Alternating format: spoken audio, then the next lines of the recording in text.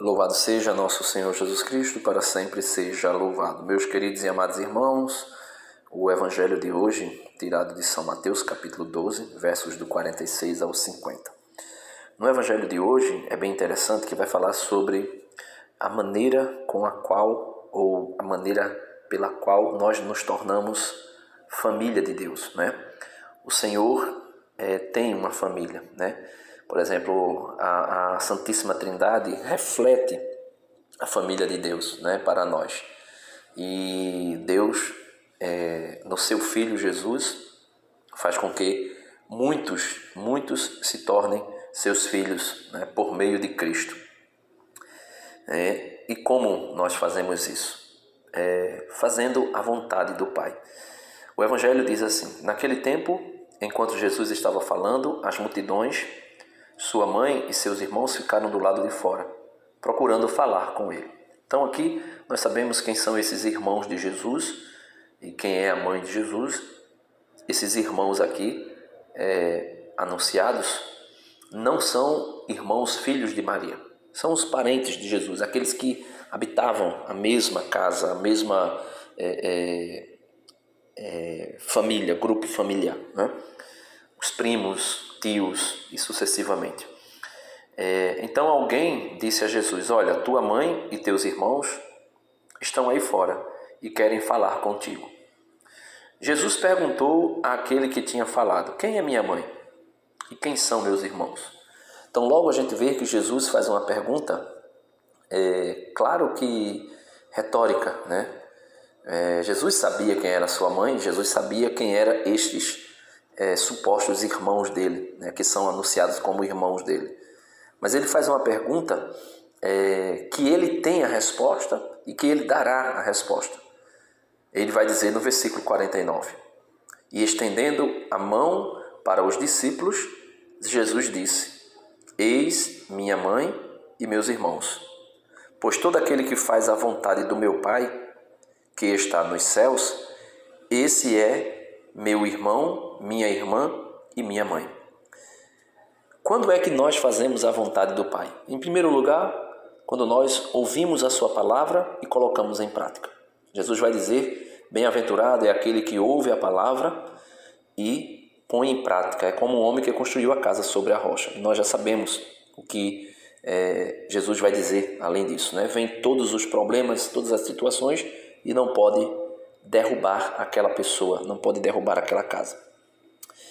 E quando nós ouvimos a palavra de Deus e desejamos colocar em prática, o primeiro passo é por meio dos sacramentos e também por uma observância dos mandamentos.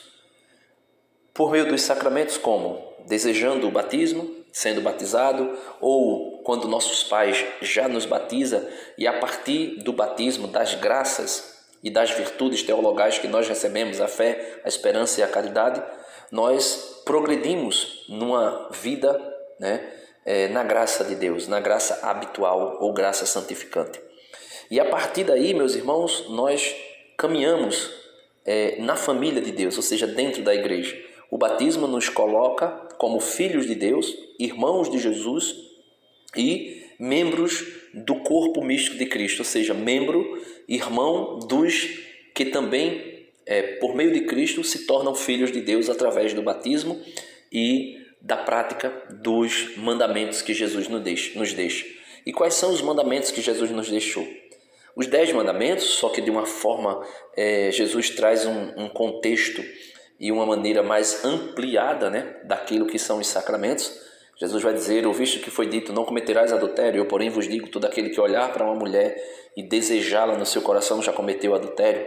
Jesus vai dizer: ouviste o que foi dito, amai o teu próximo e odiai o teu inimigo. Ele diz: eu porém vos digo, amai vossos inimigos e orai por aqueles que vos perseguem, e assim sucessivamente. Então, a partir daí, Jesus nos faz sermos filhos de fato, né?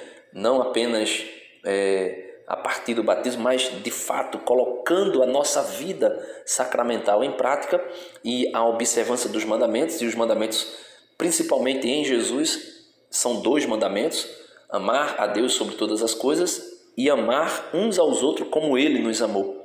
E a partir daí nós podemos viver por meio da graça de Cristo os demais mandamentos e assim estarmos dentro daquilo que é a vontade do Pai e assim podermos contemplar a graça de sermos família de Deus, né? Membros da família de Deus. Então que o Senhor nos ajude, que a Santíssima Virgem Maria, que foi a mais perfeita dentre as filhas de Adão e mais perfeita como membro, né? E também mãe do corpo de Cristo, né? Ela é membro porque ela é também membro da igreja, mas ela é mãe também da igreja porque ela é mãe de Cristo, cabeça, e também ela gera os membros de Cristo na igreja, né? Por meio das graças que Deus distribui à igreja por meio dela. Então que nós possamos pedir à Santíssima Virgem Maria que ela nos auxilie, que ela nos ajude a viver verdadeiramente a graça de Deus, a vida na graça santificante, a graça habitual, e assim podermos viver como filhos de Deus e um dia nos unirmos à igreja triunfante e na glória vivermos eternamente como filhos de Deus, irmãos de nosso Senhor Jesus Cristo e filhos da Santíssima Virgem Maria eternamente. Deus abençoe a todos e até amanhã, se Deus quiser.